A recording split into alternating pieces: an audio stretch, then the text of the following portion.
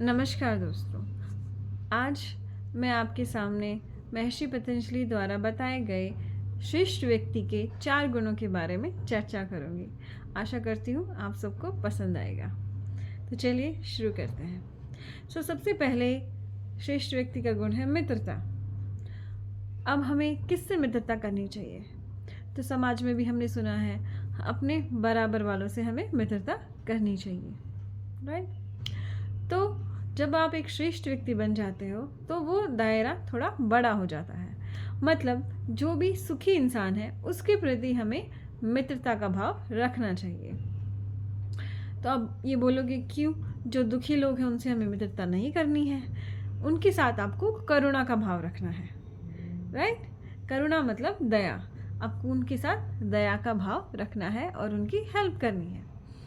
फिर तीसरा जो भाव है वो है मुदिता।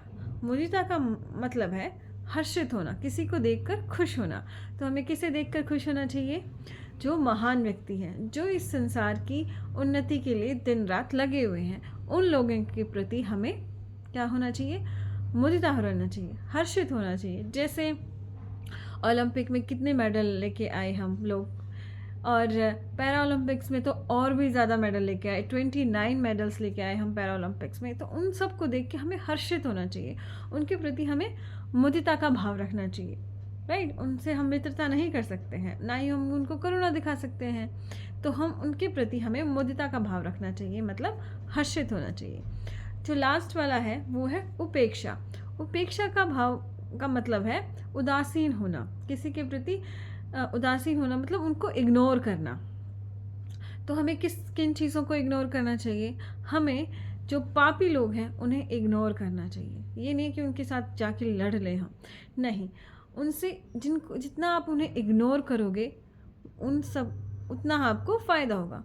लेकिन आज के समाज में एक यही सबसे बड़ी समस्या आ गई है कि कौन अच्छा इंसान है, कौन बुरा इंसान है, राइट?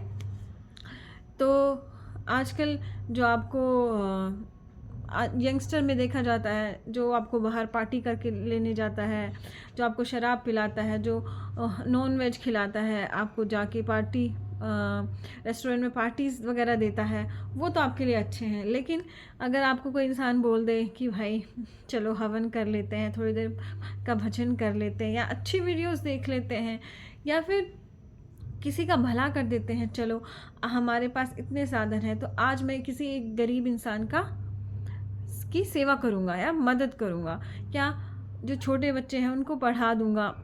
खुद घर में भी जेंट्स लोग ज़्यादा ध्यान नहीं देते अपने बच्चों पर, तो वो सब चीज़ें हमें अच्छी नहीं लगती हैं। तो ये सब जो ये लाइन जो खड़ी हो गई है आज, उसे हमें सुधारना है। और जो पापी लोग हैं, इलेक्शन चल रहा है, जैसे इलेक्शन में जो दारू पिलाएगा वो अच्छा, नो, वो अच्छे नहीं है। जो आपको दारू पिला रहे हैं, जो इतना पैसा खर्च कर रहे हैं, आगे जाके वो उतना ही भ्रष्टाचार करेंगे।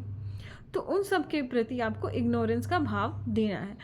और लेकिन ये नहीं कि उनसे जाके लड़ो, क्योंकि बोलते हैं ना, कीचड़ में अगर आप पत्थर फेंकोगे तो छींटे आप पे ही लगने हैं। तो बेस्ट है कि उन्हें आप इग्नोर कर दें, और जो महान व्यक्ति हैं आप उनको सम्मान दें, और जो गंदे लोग हैं आप उनको इग्नोर कर दें, उनको असम्मान ना करें।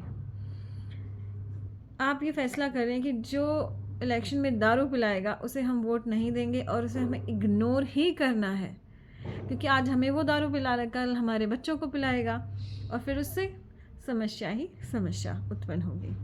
तो सही और गलत का फ़र्क समझें और अच्छे लोगों का साथ दें, तभी आप एक श्रेष्ठ व्यक्ति बन सकते हैं। और ये जो श्रेष्ठ बनने का जो जर्नी होती है, जो सफ़र होता है हमारा श्रेष्ठ बनने का, उसमें कभी भी आपको ये नहीं सोचना है कि मैं श्रेष्ठ नहीं बन पा रहा हूँ, नहीं बन पा रहे। तो हर पल हमें कोशिश करनी है, हर रोज़ एक नया दिन निकलता है, और हमें इन 4 गुणों के बारे में सोचना है कि ये 4 गुण मेरे अंदर हैं या नहीं। अगर नहीं है तो भगवान से प्रार्थना करें कि भगवान मुझे ये सारे गुण दे लीजिए। और कई बार हम सोचते हैं कि हमारे अंदर अच्छे गुण हैं, लेकिन कई बार बुरे गुण आ जाते हैं। क्यों आते हैं? क्योंकि जब भी आप किसी दूसरे के बुरे गुण का आप चर्चा करते हैं, जैसे कोई चुगली करता है और हम बोलते हैं अरे वो तो बहुत चुगली करता है, वो तो बहुत बुरा है, तो वैसे ही हम बन जाते हैं। और जब भी हमने अपने अंदर के दोषों को मान लेते हैं, अरे आज तो मैंने अच्छा व्यवहार नहीं किया, तो तुरंत आपका वो दोष खत्म हो जाएगा। मतलब दूसरों के दोष अगर आप देखोगे तो वो दोष सारे आप में आ जाएंगे। तो अपने दोष देखो और उन्हें दूर करो। आज के लिए इतना ही। धन्यवाद।